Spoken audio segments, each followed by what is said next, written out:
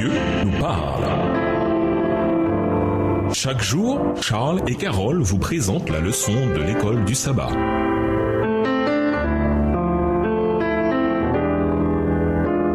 Bienvenue à votre émission. Dieu nous parle. Nous voilà à la leçon de lundi, la question de Leibniz. Il y a de nombreuses années, Gottfried Wilhelm Leibniz, penseur et auteur allemand, posa ce qui est probablement la question la plus essentielle et fondamentale qui soit. Pourquoi y a-t-il quelque chose plutôt que rien? En quoi les textes suivants répondent-ils à la question de Leibniz?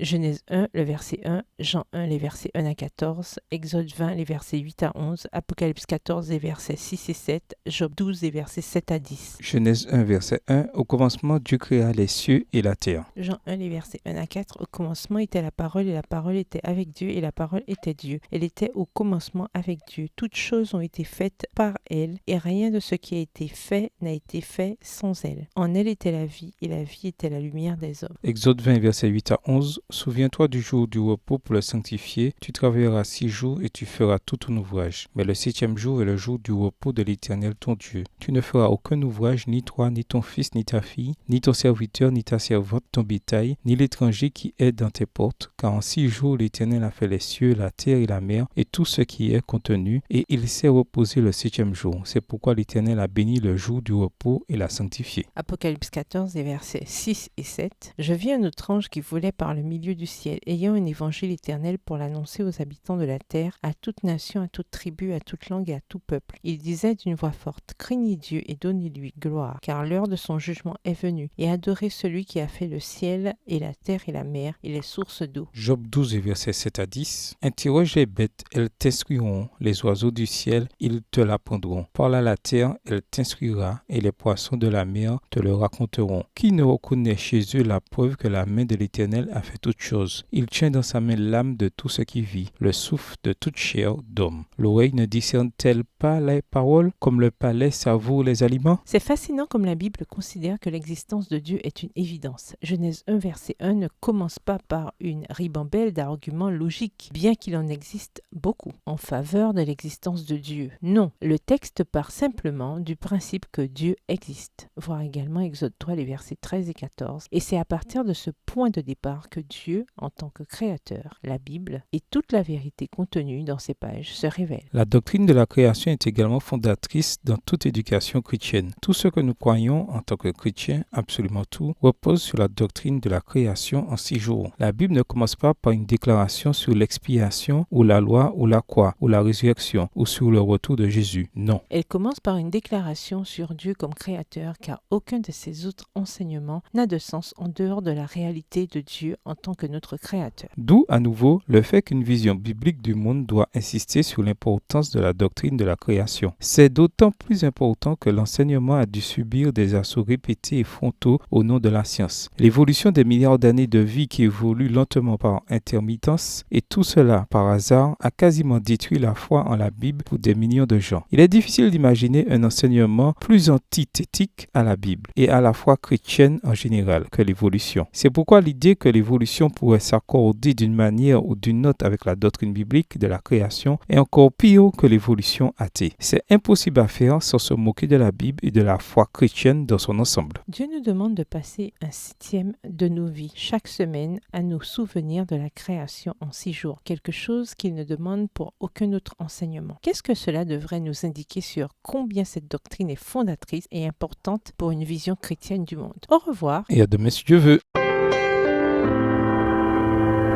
Dieu nous parle.